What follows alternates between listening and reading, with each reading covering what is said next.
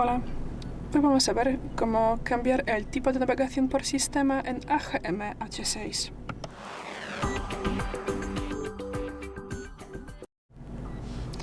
Para esto pasamos a los ajustes, luego tendremos que bajar y buscamos la pestaña Sistema. Tras eso abrimos la segunda posición Gestos y luego la segunda navegación del sistema. Y aquí veremos dos modos, botones, y ahora los estamos usando. Aquí tendremos más ajustes y bueno, como podemos ver, no se puede cambiar su disposición. Y aquí activamos los gestos. Aquí tenemos sus ajustes. Aquí podemos, por ejemplo, aumentar o bajar la sensibilidad de los gestos. Y ya, es todo. Gracias por el vídeo. Déjanos un like y suscríbenos. Hasta luego.